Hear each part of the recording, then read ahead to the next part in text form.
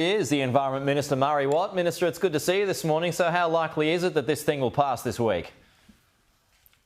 Good to be with you, Pete. I'm very confident that we will pass these reforms this week. It's been 5 years now since Professor Graham Samuel delivered his blueprint for reform of these laws to Susan Lee when she was the Environment Minister. That's how long this has been going on. What he found was that our environment laws are failing the environment, they're failing business, they're failing the community, and it's time we got this done. So we've indicated that we are willing to compromise on some aspects of these laws. So I'm very confident we will be passing the laws this week. It's really a question about whether it's with the Coalition or the Greens. So make a decision about whether they want to be involved and work with us to pass these reforms, or whether they want to sit on the sidelines while their political opponent does a deal with us instead. Have you got a preference as to who? No, I don't, Pete. I mean, what I've said is that what we want to make sure of is that we have a balanced set of reforms that deliver for both the environment and for business. We think that the laws that we've now passed through the House of Representatives do that. They achieve that balance. So what we'll be looking for is which of those two sides is prepared to come together with us with a package that does deliver both. It's not about doing something for the environment or for business. It's got to be both. And that's what we're trying to seek agreement on with both the Coalition and the Greens this week. OK, well, I've had a few members of the Coalition on the program already this morning, Murray, and they have pointed to a couple of concerns that they have, notably, how will the EPA work and what will it do? So Australia currently doesn't have a National Environment Protection Agency, Pete. It's a bit unusual that at the national level we don't have something like that, a strong watchdog to make sure that business is doing the right thing by the environment. We've now gone to 2 federal elections committing to create a national EPA, and we're absolutely determined to do that. The way we would see the EPA working is that they would not only be undertaking compliance with the law and enforcing the law, but also that they would have the role of assessing projects when they come through the system, and also having the ability to approve a project as well. I will say that we have retained in the law the current situation, which gives the Minister of the day the power to make any project approval decision that they want to. But in practical terms now, our department approves more than 90% of projects, and we would see the EPA doing something similar just so that we can move these things through the system.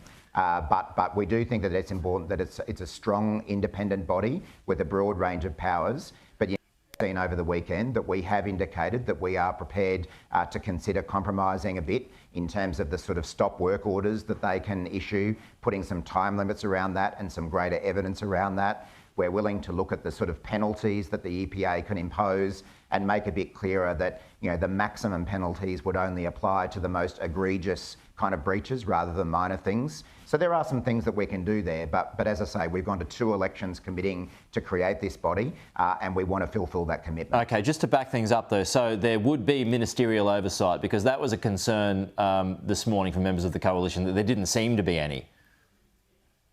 No, and look, it may be that not every member of the Coalition is across the detail of this, Pete, but we've said, and it's in the bill, that the Minister of the Day would still have the power to approve or reject any project. But just in practical terms, as I say, currently our department approves over 90% of projects. You don't want them all sitting in a minister's in-tray. Nothing would ever get through. Yeah, it takes so you've got to have a way of moving the less serious projects, and that's what we would see the EPA doing, but with the minister still having that oversight and that power to make a decision for any project if they chose to. So as was pointed out today, and you just suggested too that this has been around for 5+ years, but you've had it for 3.5 years. So is it now a rush to get this thing done by the end of the year? Why not hold for a little longer and deal with it next year? What I keep saying, Pete, is that not only has it been 5 years since we've had that review with its recommendations, but in that time we've seen our natural environment go backwards, and we've also seen really important projects like housing developments, renewables, other developments as well, held up by the red tape which currently exists under the current laws, and we need to change that. So every day we delay, if we push this back by another few months or another couple of years, what will happen is that the environment will keep going backwards and we'll keep seeing those important projects held up. We've got to get on with it, Pete. And that's why we're so determined to make sure that happens this year. Just a separate issue this morning, Murray. How has the bomb redesign cost blown out to almost $100 million?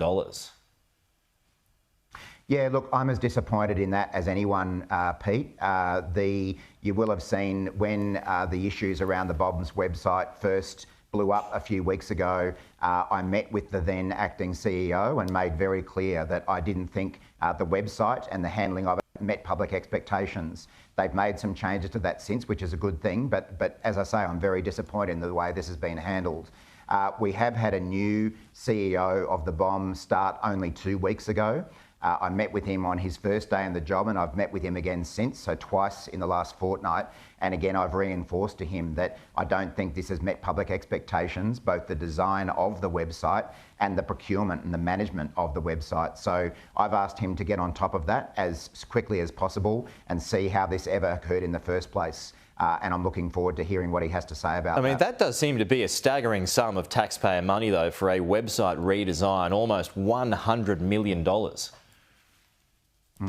Yeah, as I say, Pete, I'm as disappointed as anyone about this. Right. The bomb is an independent agency and it manages its own affairs. We don't want ministers sort of getting in there and predicting the weather and all the other activities of the bomb. But obviously it's important that they, like every other federal agency, take taxpayers' money seriously.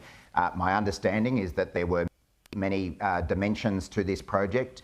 It wasn't just about designing what goes on the screen. There was a lot of back of house work as well. But I accept that it's a lot of money and it's important that the bomb can justify to the Australian public that it's using that money wisely. OK, we'll see where that ends up. Senate estimates will be interesting next week on that. But Murray, thank you so much. We'll talk to you again soon.